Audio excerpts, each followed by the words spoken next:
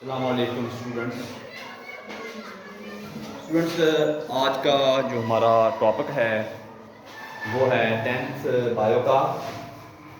Tenth bio के topic में हमारे पास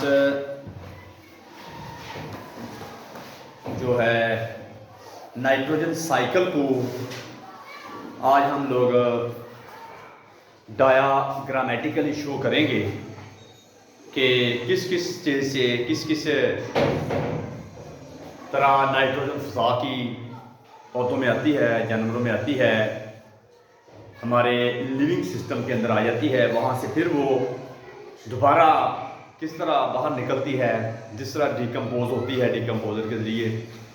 तो ये हम आज डायाग्रामेटिकली तौर के ऊपर आपको बताएंगे कि स्टूडेंट्स 3 स्टेप्स हैं बेसिकली नाइट्रोजन साइकिल के। नाइट्रोजन फिक्सेशन, असिमिलेशन, डीनाइट्रिफिकेशन, ये 3 स्टेप्स हैं। ये 3 स्टेप्स को हमने आपके सामने ज़ाहिर करना है।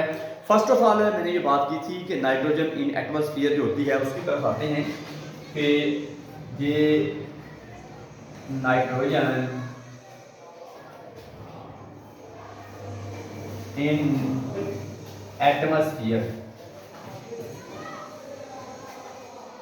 एटमॉस्फेयर के अंदर जो नाइट्रोजन है वो N2 की फॉर्म में पाई जाती है,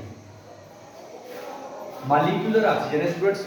वो 3 तरीकों से हमारे पास आ रही है। अब वो 3 तरीके कौन से हैं, यानी बात करने का मकसद है कि सारे वो 3 तरीके जो हैं वो नाइट्रोजन फिक्सेशन के हैं। उसमें हम बात करेंगे थंडरस्टॉर्म एंड लाइटनिंग का एक तरीका है, थंडर स्टॉर्म और लाइटनिंग।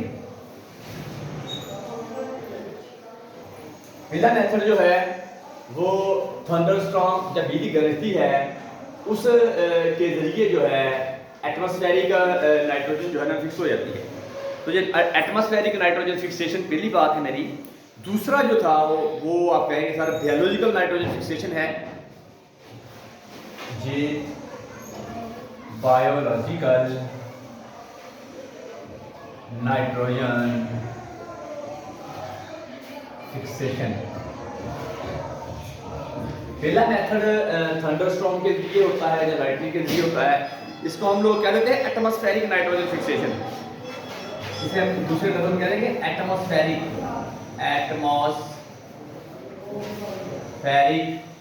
Nitrogen fixation. ये तरीका मेरा पहला है, वो थंडरस्टॉर्म के या लाइटनिंग के जरिए होती है। और दूसरा तरीका मेरा है बायोलॉजिकल। तीसरा तरीका जो है मेरा इंडस्ट्रियल है। ये 3 मेथड होते हैं मेरे पास नाइट्रोजन को फिक्स करने के। तो स्टूडेंट्स ये आप लोग कह रहे हैं कि सर ये बायोलॉजिकल जो है ये नाइट्रोजन फिक्सेशन है, ये प्लांट्स की जो है ना वो नोड्यूल मेरा पौधा है, इसके तने शादे हैं, इसकी जो जड़ है, जड़ के नोड्यूल के अंदर ये पाया जाता है। ये नोड्यूल के अंदर बायोलॉजिकल जो है नोड्यूल जो है रूट नोड्यूल उनके अंदर ये फिक्सेशन होती है। तो इसमें हम लोग ये देखते हैं कि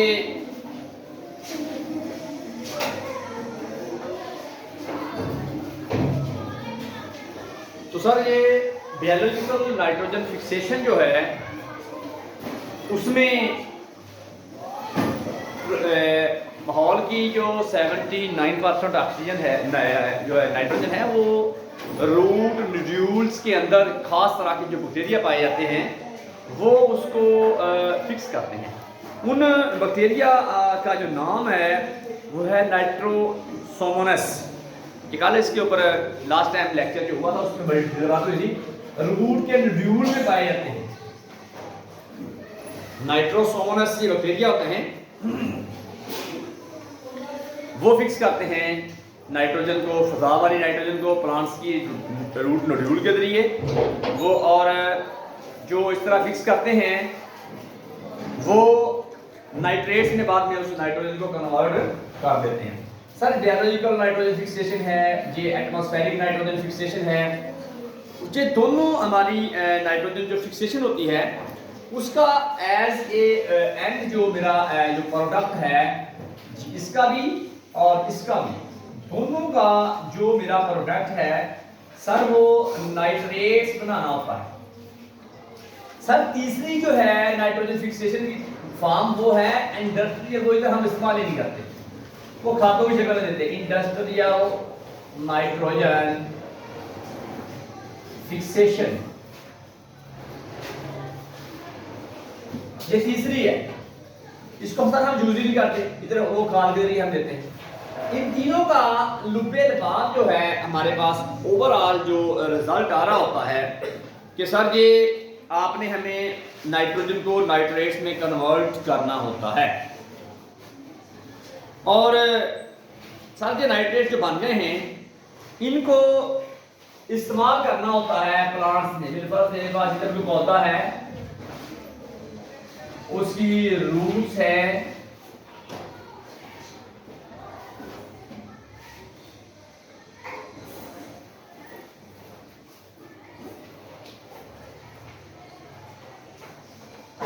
ये मेरा प्लांट है, इसने इसको यूज करना है। इस नाइट्रेट्स के इस्तेमाल का नाम जो है वो असिमिलेशन कहलाता है। सब नाइट्रेट्स जो बन गए हैं, पहला मरहला है नाइट्रोजन फिक्सेशन, नाइट्रोजन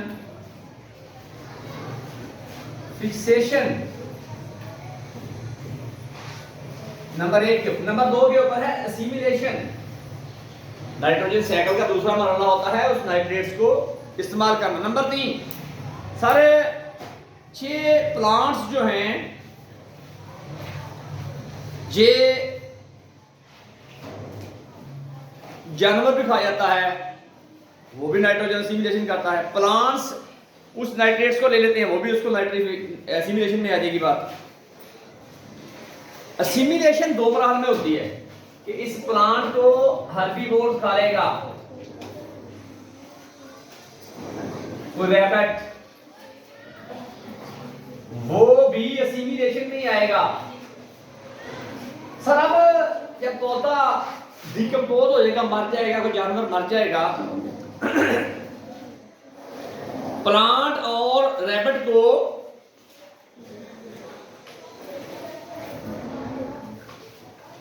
जब तोड़ेंगे तो यहां से उस बंदे ने एक सवाल उठाया है कि सर आपने इसको डिकम्पोज करना है। जब नाइट्रेट टूटेगा डीनाइट्रीफाइंग बैक्टीरिया के जरिए, उसे बोलते हैं denitrification, nitrification by denitrifying bacteria. तो ये नाइट्रेट टूट के फजा में दोबारा चला जाएगा नहीं, जब इसको रैबिट को और इन प्लांट्स को डिकम्पोज इधर से भी करेंगे, दोनों को इकट्ठा जब डिकम्पोज किया जाएगा, जब ये डिकम्पोज होंगे तो क्या होगा, रिड्यूसर जो है, डिकम्पोजर जो है, इनको इसको डिकम्पोज करेंगे तो प्लांट्स और रैबिट्स को, हर्बीवोर्स को, तो वो होगी अमोनिफिकेशन। तो ये जो अमोनिफिकेशन होगी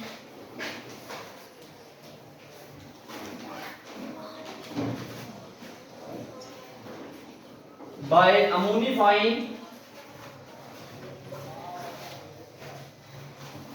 बैक्टीरिया, अमोनिफाइंग बैक्टीरिया के जरिए अमोनिफिकेशन होगी प्लांट्स और हर्बीवोर्स की, वो मर जाएंगे, उनको डिकम्पोज करेंगे, वहां से अमोनिया निकलेगा। और ये जो अमोनिया है इसको यहां से ये अमोनिया निकल आया, इस अमोनिया को हम लोग, ये मेरा अमोनिया है, दोबारा नाइट्रेट्स में कन्वर्ट करेंगे। यहां इसकी नाइट्रिफिकेशन होगी, यहां इसको नाइट्रेट में कन्वर्ट किया जाएगा, नाइट्रिफिकेशन होगी। इधर भी इधर नाइट्रिक ये डायरेक्ट इसको नाइट्रोजन फिक्स करके उसको नाइट्रेट में बताया जा रहा था, इधर भी है सर नाइट्रीफाइंग बैक्टीरिया, इसको नाइट्रिक अमोनिया को बदलेंगे नाइट्रीफाइंग बैक्टीरिया, ये बदलेंगे इस अमोनिया को इस नाइट्रेट में। तो जी एक एक्स्ट्रा स्टेप होता है, पहला नाइट्रोजन फिक्सेशन, दूसरा असिमिलेशन है आपका, ये जो इस्तेमाल करने वाला टॉपिक है। तीसरा जो है डीनाइट्रिफिकेशन का टॉपिक है, ये एक्स्ट्रा है, चौथा स्टेप कह रहे हैं, इसी को मोनोस्टेरिक है ये वाला। तो सब ये मेरा चौथा स्टेप, नाइट्रिफिकेशन जो होता है, अमोनिया से नाइट्रेट बनाने का जो प्रोसेस है उसे बोलते हैं नाइट्रिफिकेशन। तो ये एक इधर ये मेरा जो है नाइट्रेट बनाता है। तो ये ओवरऑल मुझे क्या पता चला है इस स्टेप से, इन चीजों से, कि सर 3 स्टेप है बेसिकली नाइट्रोजन साइकिल के, नाइट्रोजन फिक्सेशन,